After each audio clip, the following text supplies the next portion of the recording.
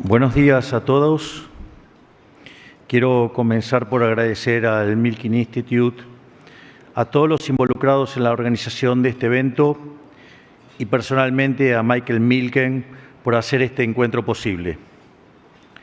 El Instituto Milken ha sido durante décadas una de las pocas organizaciones de inserción internacional que se ha mantenido incólume defendiendo los verdaderos principios del capitalismo y las ideas de la libertad, algo lamentablemente escaso en el mundo de hoy. Hace algunos meses me paré frente al mundo en el Foro Económico de Davos y les transmití una profunda preocupación por el camino que Occidente ha tomado en los últimos años. Lo que dije en aquella presentación, que aparentemente fue muy comentada, es que Occidente está en peligro. Está en peligro porque sus líderes hace tiempo se alejaron de las ideas de la libertad, ideas que hicieron de Occidente la hazaña civilizatoria más importante de la historia de la humanidad. Y en vez de defender las ideas que generaron la prosperidad de la que todos aquí gozan, escuchan cantos de sirena que conducen inexorablemente al socialismo y, en consecuencia, a la pobreza. Les dije que lo sé a ciencia cierta, porque vengo de Argentina, donde todo esto tristemente ya ocurrió a lo largo de los últimos 100 años. En algún sentido, los argentinos somos profetas de un futuro apocalíptico que ya hemos vivido. Todas estas discusiones de hoy, basadas en supuestos deseos bienpensantes de querer ayudar al prójimo, basada en una idea errónea acerca de la naturaleza y la función del Estado, sostenidas por teorías económicas que han sido largamente refutadas por los datos y la evidencia empírica, nosotros los argentinos las vivimos hace 100 años y lamentablemente aplicar esas ideas nos han llevado a la ruina. El resultado ya todos lo conocen, de tener el PBI per cápita más alto del mundo a tener un país donde el 60% de la población es pobre y más del 15% es indigente. Si bien la Argentina debe ser tal vez el caso más paradigmático de la historia del mundo occidental del fracaso de las ideas colectivistas, no es la excepción, sino la regla.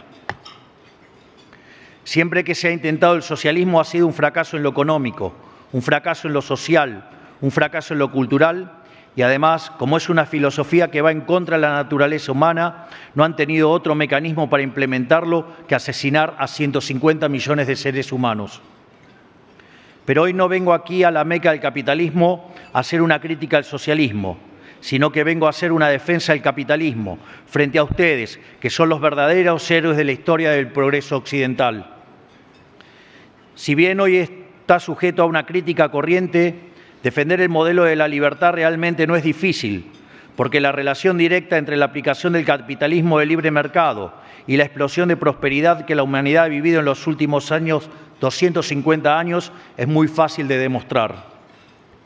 Si uno mira un gráfico de la evolución del PBI per cápita a lo largo de la historia de la humanidad, uno estaría viendo un gráfico con la forma de un palo de hockey, una función que se mantuvo constante durante casi el 90% del tiempo y se dispara exponencialmente a partir del siglo XIX.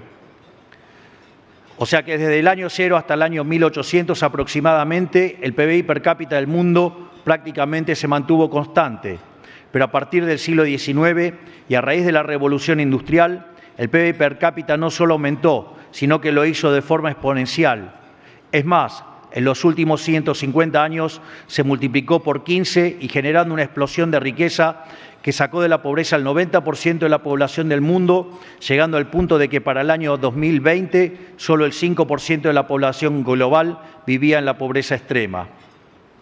Lejos de ser la causa de nuestros problemas, el capitalismo de libre empresa como sistema económico es la mejor herramienta que como especie hemos conocido para terminar con el hambre, la pobreza y la indigencia a lo largo y a lo ancho de todo el planeta. Pero si bien el éxito del capitalismo es fácil de demostrar, lo que no es tan accesible para muchos es el contrafáctico. ¿A dónde conduce la adopción sistemática de un modelo colectivista, incluso dentro de las reglas laxas del capitalismo? Como dije antes, tal vez el mejor ejemplo sea el ejemplo argentino. Nuestra historia entera es un testimonio de lo que puede ocurrir cuando se abandona el modelo de la libertad y se lo reemplaza por experimentos colectivistas. Cuando la Argentina sancionó y comenzó a aplicar su primera constitución liberal, allá por el año 1860, tardamos solo 35 años en convertirnos en una potencia mundial. Pasamos a ser de un país de bárbaros a ser el primero de la historia humana en erradicar el analfabetismo, con un Producto Bruto Interno total superior a la suma de Brasil, México, Paraguay y Perú. Teníamos más tendidos de vía de tren que la suma de todos los países de Latinoamérica. Éramos comparados con Alemania, con Estados Unidos y con Inglaterra. Y gente de todos los confines del mundo se escapaba de naciones que hoy envidiamos y cruzaron el océano para buscar una oportunidad en nuestras tierras. Un capataz podía aspirar a que su hijo fuera productor, un obrero a que su hijo fuera constructor, un trabajador analfabeto a que su hijo tuviera estudios y pudiera tener un trabajo calificado. Se trató de una explosión de actividad comercial productiva, de formación humana, demográfica y cultural, con escaso parangón en la historia de la humanidad. Pero en el pico de este proceso, bajo la premisa bien pensante de querer distribuir entre todos la riqueza producida, la dirigencia argentina comenzó a aplicar la mal llamada doctrina de la justicia social, que concibe que el Estado tiene que hacerse cargo de las infinitas necesidades de la gente. Una teoría que se pelea con la realidad porque, nos guste o no, las demandas son infinitas, pero los recursos siempre son finitos. Producto de esta forma de entender la relación entre el Estado y la economía, se aumentó el gasto público de manera brutal. Para financiar esa expansión del gasto, primero asfixiaron a los argentinos con impuestos. Cuando estos no alcanzaron, empezaron a quemar stock de reservas acumulados en nuestros años dorados. Cuando esto no alcanzó, empezaron a tomar deuda. Y cuando ya nadie nos quería prestar porque nos habíamos convertido en el máximo defolteador serial, comenzaron a imprimir dinero de manera ilimitada. Para que tengan dimensión de qué estamos hablando, desde 1949 la base monetaria en Estados Unidos se multiplicó 16 veces, mientras que en Argentina se multiplicó la astronómica cifra de 25.000 trillones de veces. No está mal el dato. Sí, es un número real. No lo estoy inventando. Lo repito, la base monetaria se expandió 25.000 trillones de veces. Eso es el nivel de descalabro que pueden producir los políticos si les permite desviarse de los principios básicos de la economía de mercado. Y este ciclo no lo vimos una vez, sino una decena de veces. Se rompieron una y otra vez todas las reglas básicas de la economía para sostener el afán de los políticos de gastar lo que no tenemos. Y como resultado natural de estas medidas, vimos cómo nuestros ciudadanos comenzaron a empobrecerse sistemáticamente, hasta caer al puesto 140 del mundo en el ranking del PBI per cápita, habiendo llegado a multiplicar la pobreza por más de 10 veces en los últimos 50 años. Por 100 años repetimos este patrón tóxico, amantanando experimentos colectivistas sobre experimentos colectivistas. Y llegamos al año pasado a uno de los pisos más profundos de este ciclo, cuando asumimos el gobierno y encontramos una situación tan crítica que, de continuar todo como estaba, la economía se encaminaba a una hiperinflación que por lo menos hubiera dejado una hiperinflación del 15.000%. O sea que como economista y como argentino conozco en carne propia cómo jugar con fuego puede exterminar a un país de las vías del progreso y robarle 100 años de historia. Por eso, hace algunos meses en Davos, me pregunté, ¿cómo puede ser que desde la academia, los organismos internacionales, la política y la teoría económica se demonice un sistema económico que ha sacado de la pobreza más extrema al 90% de la población mundial? ¿Por qué Occidente quiere renunciar por su propia cuenta a los principios y creencias que lo hizo llegar a donde llegó? ¿Y por qué insiste con experimentos para los cuales hay ejemplos históricos de su fracaso, como es el caso argentino? Claro que cuando hablamos de Davos no hablamos de cualquier foro. Se trata quizás de la institución global que ha tenido mayor influencia en orientar la dirección política y económica, tanto de naciones como corporaciones, sociedades y organizaciones no gubernamentales a lo largo de los últimos 40 años. Pero ocurre que quienes lideran Occidente se han olvidado de una verdad elemental, y es responsabilidad moral de quienes aún le recordamos defenderla y declamarla. Y esa verdad ineludible es que la libertad económica en busca del interés individual produce beneficios colectivos y que, por lo tanto, el empresario que arriesga capital en pos de una ganancia es un benefactor social. Porque en un sistema que garantiza las instituciones clásicas del liberalismo, la propiedad privada, los mercados libres de intervención estatal, la libre competencia entendida como libre entrada y salida, la división del trabajo y la cooperación social, la única forma de ser exitoso es sirviendo al prójimo con bienes de mejor calidad a un mejor precio. Sin embargo, quienes conducen las principales naciones y organizaciones de Occidente no dan suficiente crédito a esta idea y miran la economía desde un marco teórico que cree que el mercado es imperfecto, que produce fallos y que requiere de la intervención estatal para perfeccionarlo. El problema de esta concepción es que justifica intervenciones que traen más problemas que beneficios y atentan contra el crecimiento económico, porque no solo no resuelven el problema que pretendían resolver, sino que obstruyen lo que Hayek llamaba el proceso de descubrimiento. El mercado, presuponiendo la libre competencia y un sistema de precios libres con señales claras, constituye un mecanismo de extracción y transmisión de información en el que a mayor libertad, mejor funcionamiento. O sea que el mercado libre es un proceso de descubrimiento en el cual el capitalista encuentra sobre la marcha el rumbo correcto en la búsqueda constante del beneficio que se traduce en ofrecer bienes de mejor calidad a un mejor precio. Quienes briegan por el intervencionismo no solo impiden el funcionamiento virtuoso del mercado, sino que encima se felicitan a sí mismos e intercambian medallas de responsabilidad social en pomposas ceremonias, mientras que terminan promoviendo una agenda de valores que le abre la puerta poco a poco al socialismo y, en consecuencia, a la miseria. Esta forma de entender los mercados es también la que detrás de un fenómeno que ya ha trascendido la moda y se ha vuelto un mandato en la cultura occidental, a la cual me quiero tomar un momento para comentar. Hablo de una cultura autorrepresiva y autoflagelante que se ha difundido en el mundo corporativo, en el mundo periodístico, en el mundo de la educación y en el mundo del entretenimiento. Una cultura donde, producto de distintos tipos de coacción, todas directa o indirectamente promovidas por el Estado, se persigue al privado para que se someta a mandamientos de supuesta moral, en cuestiones como el género, la cuestión racial o la cuestión ambiental, que muchas veces terminan atentando directamente contra la libertad y la capacidad de las empresas para generar riqueza. Se trata de conceptos que llevan al absurdo de castigar el mérito para premiar la diversidad, de regular la libre circulación de ideas para evitar ofender a algunas pocas almas sensibles, de demonizar el optimismo tecnológico por miedo al cambio climático. Son ideas y conceptos que castigan la ambición y premian la mediocridad, que castigan el riesgo y premian el conservadurismo. En definitiva, son ideas que promueven pasiones tristes y bregan para que seamos versiones cada vez pequeñas de nosotros mismos, cuando son precisamente la innovación, la ambición, la codicia y la acción humana las que impulsan el desarrollo de nuestra especie. O sea, como civilización, habiendo visto de que somos capaces, estamos eligiendo desconfiar de nuestra propia capacidad, negar nuestra propia virtud, nuestra propia identidad y cometer lo que es, a todas luces, un suicidio colectivo. Hoy, ya demasiado tarde en algunos lugares, vemos con horror los frutos que empiezan a dar estas ideas. Por ejemplo, esta semana aquí mismo, en Estados Unidos, con las decenas de miles de jóvenes a lo largo y a lo ancho de los campus universitarios, reivindicando el terrorismo islámico y promoviendo el antisemitismo. O sea, literalmente, la futura élite de Occidente enemistada con su propia cultura. Marx decía, en ese panfleto detestable que escribió con Engels, que el capitalismo llevaba en sí mismo el germen de su propia destrucción.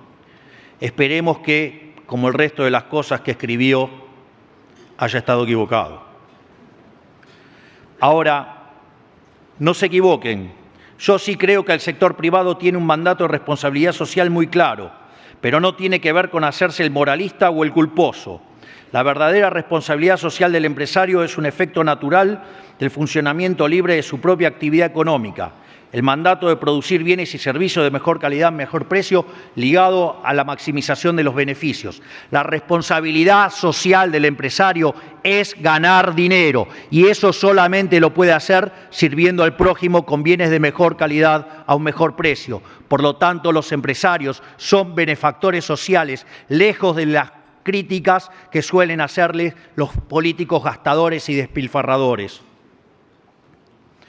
Ese mandato redunda en la generación de mercados más competitivos, con sociedades mejor satisfechas y, en última instancia, no solo satisface demandas, sino también ensancha los horizontes de lo que el hombre quiere y puede hacer a través de la innovación tecnológica. O sea que ese mandato redunda al final del día en una tendencia a la excelencia humana y al enaltecimiento de nuestra especie. No es un mandato de moralina superficial que se cumple regulando el libre mercado, es un mandato de gloria que se cumple desatándolo. Por el contrario, cuando el afán de algunos por regular obtura la pulsión humana por crear y le ata las manos, estamos ante un problema. Porque construir un futuro prometedor para la especie es imposible si hay ideas buenas que, no importa lo buenas que sean, son consideradas demasiado heréticas para ser exploradas. Porque construir un futuro prometedor para la especie es imposible si sacrificamos el mérito, la competencia y los resultados en el altar de la diversidad, dado que fueron precisamente la libre circulación de ideas y un sistema de incentivos que promueve el esfuerzo y el mérito los pilares sobre los que se construyó Occidente. Entonces, quiero hoy reivindicar las grandes ambiciones de nuestra especie y nuestra civilización. Desde que existen los mercados libres, hemos cruzado frontera tras frontera. Hemos sacado al mundo entero de la pobreza en 250 años. Hemos puesto hombres en la Luna y ahora miramos a Marte. Y lo hemos hecho gracias a la ambición, la creatividad y al optimismo de hombres como ustedes, que se asocian entre sí en pos de la búsqueda de la propia felicidad. No tenemos que perder la fe en esa ambición primal que los humanos tenemos como guía. Somos una especie de exploradores, de creadores, de inventores, no de burócratas. Y es el empresario aventurero, no el burócrata de escritorio, la clase de hombre que encarna en el presente esta cualidad atemporal del espíritu humano. Por eso, no quiero dejar de celebrar el esfuerzo de mi amigo Elon Musk por pisar Marte, porque entendemos que la exploración espacial está a la altura de nuestro destino como especie exploradora, demasiado grande para estar confinados a este planeta. Tenemos la obligación moral de proteger los pilares que hicieron posible todo este edificio de ambiciones, logros y sueños. Esos pilares sobre los que está edificada la historia del progreso humano son la defensa de la vida, de la libertad y de la propiedad. Si los olvidamos o los damos por sentados, corremos el riesgo de perderlo todo. Miro a la Argentina con todos los cambios que estamos emprendiendo y veo que estamos a contramano del mundo. Porque mientras que en el resto del mundo las ideas de la libertad están bajo asedio, en la Argentina se erige una fe renovada en ellas. Mientras Occidente gira hacia el control y hacia la imposición, la Argentina gira hacia la confianza de sus ciudadanos en el ejercicio de su libertad. Mientras Occidente gira hacia el déficit, la burocracia y el Estado entrometedor, Argentina gira hacia la austeridad, hacia el ahorro y retira al Estado de la actividad económica. Mientras Occidente gira hacia el chamanismo económico y hacia formatos insostenibles de heterodoxia que ponen en peligro el futuro de todos, la Argentina vuelve al sendero de la razón, a las ideas del sentido común. Y lo hace con amplio apoyo en todos los estratos de la sociedad, porque después de décadas de recesión en Argentina, el consenso procapitalista es transversal a la sociedad. Por eso estamos pudiendo hacer el ajuste del Estado más rápido y más grande de la historia de la humanidad, sin perder un solo apoyo en el camino. Esto es porque la sociedad entendió que vale la pena hacer el esfuerzo que requiere dar un cambio de rumbo. El modelo del Estado grande es una cárcel y la sociedad argentina lo entendió. Por eso apoya la ley que estamos impulsando en el Congreso, que es el proyecto de reforma del Estado tributaria, fiscal y regulatorio más importante de los últimos 150 años. ¿Cómo puede ser que la fuerza política en mayor minoría parlamentaria de la historia democrática, en un contexto de penuria económica total, pueda impulsar la reforma más ambiciosa de la que se tenga memoria y lo haga con apoyo popular? Esto es porque la sociedad argentina exige un cambio de rumbo profundo y urgente para volver a abrazar las ideas de la libertad. Cuando tomamos el timón del Estado y de la economía argentina en diciembre, anunciamos desde el primer día que con nosotros se acababa el déficit y en consecuencia se acababa la emisión monetaria y la inflación. El establishment no nos quiso dar crédito y se dijeron muchas cosas. Se dijo que hacer un ajuste de más de un punto del PBI era imposible. Se dijo que tener déficit cero en el primer año era imposible. Se dijo que una política de tasas bajas no servía para reducir la inflación. Pero hemos desafiado estos pronósticos y estamos cumpliendo nuestros objetivos. En tan solo 5 meses logramos el primer trimestre con superávit fiscal y financiero en el sector público nacional luego de 20 años, habiendo heredado de la administración anterior un déficit consolidado de más de 15 puntos del producto entre déficit del Tesoro y déficit del Banco Central, lo cual es, sin exagerar, una hazaña de proporciones históricas, no solo en Argentina, sino a nivel mundial.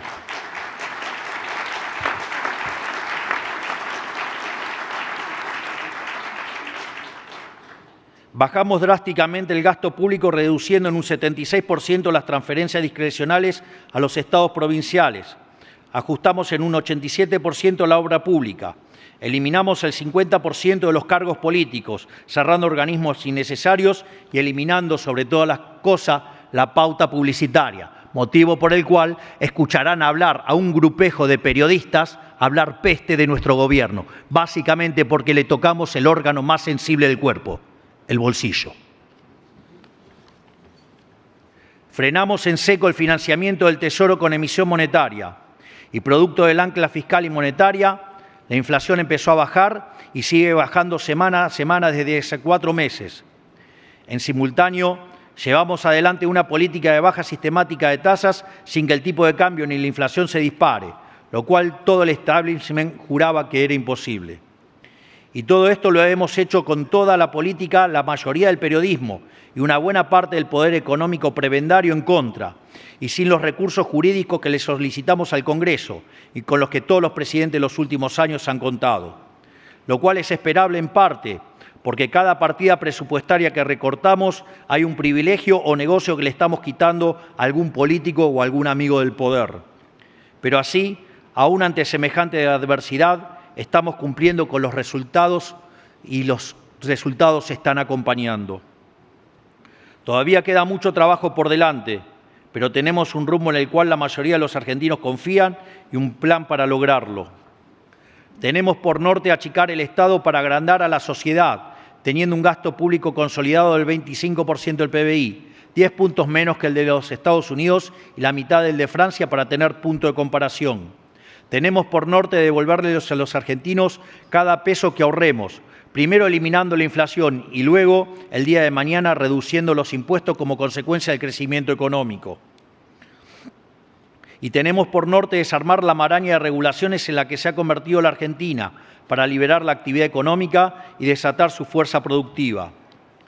Por eso, hemos sancionado una orden ejecutiva donde derogamos más de 350 leyes.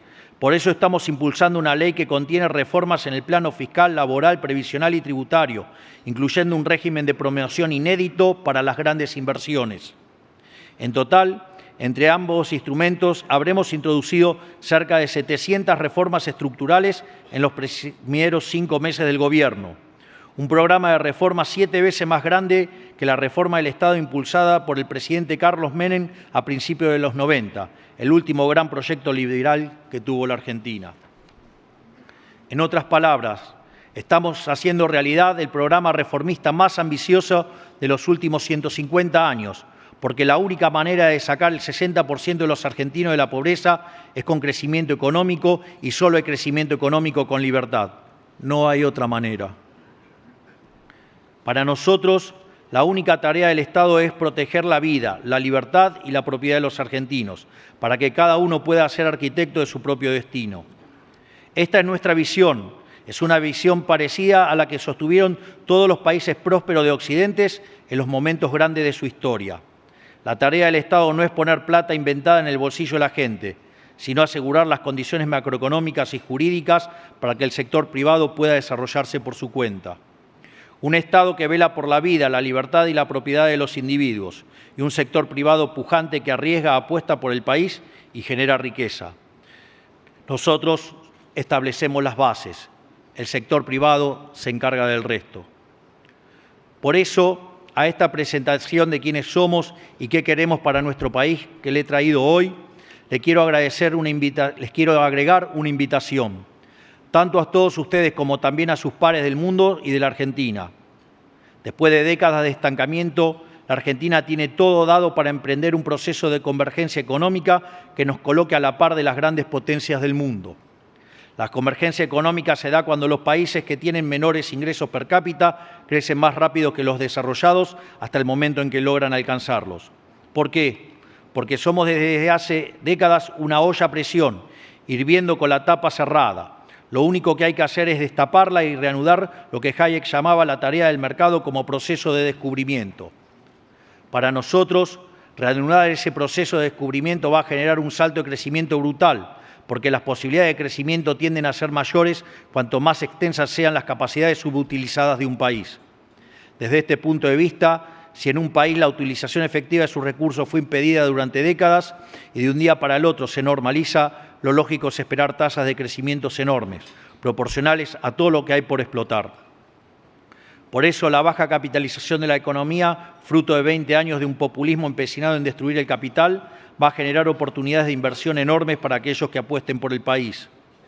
Por lo tanto, Argentina no solo podría mostrar altas tasas de crecimiento como consecuencia de las oportunidades por descubrir dado su bajo nivel de desarrollo, sino que además, ante la brutal destrucción de capital ocurrida en el pasado, eso daría un enorme retorno con solo poner en marcha las ideas y proyectos ya descubiertos, pero entorpecidos por capas de regulación innecesaria. Así, mediante la recomposición del ahorro fiscal, una drástica reducción de la carga tributaria y afianzando el respeto por los derechos de propiedad, haremos que alcanzar el desarrollo deje de ser un sueño para volverse una realidad. Hoy estoy acá para decirles que Argentina está preparada para ese enorme desafío. Estoy convencido, sin la más mínima duda, que Argentina tiene todas las condiciones para ser la nueva Meca de Occidente. Es un país seguro, alejado de cualquier frontera conflictiva, en un mundo que cada día se aleja más de la paz. Es un país abierto a entablar relaciones comerciales con todo el mundo, que es además la mayor garantía posible para perpetuar la colaboración y alejarse de la guerra. Tenemos ventajas comparativas en donde elijamos mirar. Tenemos la tierra más fértil del mundo. Fuimos revolucionarios en la siembra directa y como uno de los sectores agroindustriales más desarrollados del mundo. Tenemos una cordillera rica en litio, plata, oro y cobre, minerales que la economía global necesita y que por negligencia, falta de inversión y falta de ambición nos hemos resistido a explotar. Tenemos un mar abundante en recursos citícolas.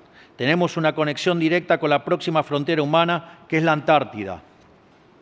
Y tenemos una concentración de diversidad geográfica y ecológica de la cual solo 2 o 3 países del mundo podemos hacer alarde, con montañas, con desiertos, con glaciar, con bosque, con selva, con playa, con altiplano, con lagos, esteros, estepas y vastas llanuras que se pierden en el horizonte. Y tenemos también la ventaja comparativa más importante de todas: capital humano de primera categoría, recursos formados en universidades locales que son líderes de la región, el país con más premios Nobel de Latinoamérica y al mismo tiempo el país con más unicornios per cápita de la región. Y esto no es menor, ya que se trata de ciudadanos entrenados al calor de una vida entera de volatilidad económica. ¿Cómo va a haber otro pueblo mejor preparado que el argentino si el argentino nunca le quedó más alternativa que vivir escapándose al asedio del Estado para poder vivir en paz? Y hoy, por primera vez en 150 años y a contramano del mundo, cada vez más libre, la Argentina se convierte día a día en un país que es cada día más libre. Por primera vez en 150 años estamos generando las condiciones para convertir todos los dones que Dios nos dio en una promesa de prosperidad. La tarea del capitalista es descubrir, la tarea de la humanidad misma es descubrir, y son las naciones como la nuestra que nacen de ese espíritu de descubrimiento lo que mejor la encarnan. No es casualidad que las economías más dinámicas de Occidente en los últimos 100 años haya sido la economía americana, con Estados Unidos a la cabeza. No es casualidad que el foro de los burócratas se realice en Europa y el foro de los descubridores se realice acá en Estados Unidos. Digamos, tenemos espíritus distintos. La Argentina hoy sigue siendo un país, una nación, un pueblo ávido por descubrir y ser descubierto, como lo fuimos a fines del siglo XIX. Y estamos listos, ya comenzamos la carrera para emprender un salto cuántico en materia de producción y desarrollo. La ventana de oportunidades para nuestra nueva fiebre del oro no será eterna, es hoy, es ahora. Por eso les digo también a los empresarios argentinos, no se duerman en sus laureles, porque encontrarán que hay actores de afuera con más capital y mayor capacidad de asumir riesgo, dispuestos a hacer las inversiones que el país necesita.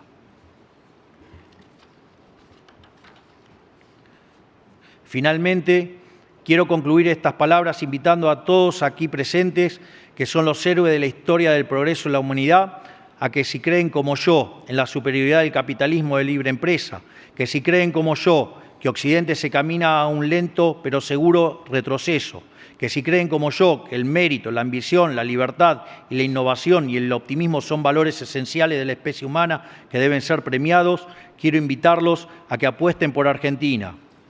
Ayúdenme ustedes, que son el progreso humano encarnado, a hacer de la Argentina la nueva Roma del siglo XXI, a hacer de la Argentina una tierra de oportunidades para todos aquellos que estén dispuestos a habitar nuestro suelo.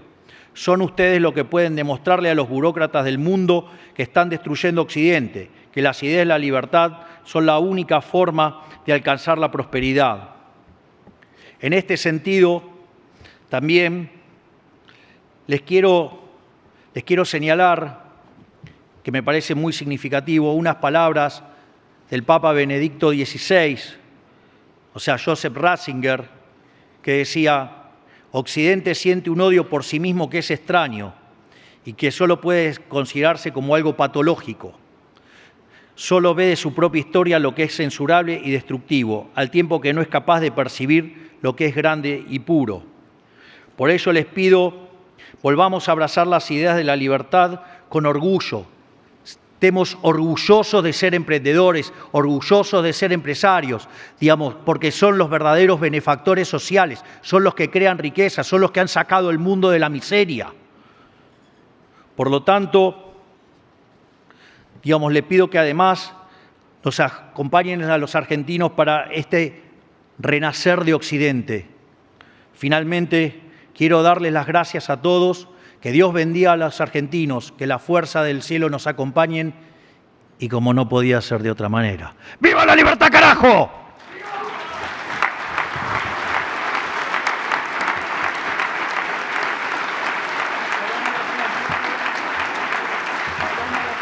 Shalom.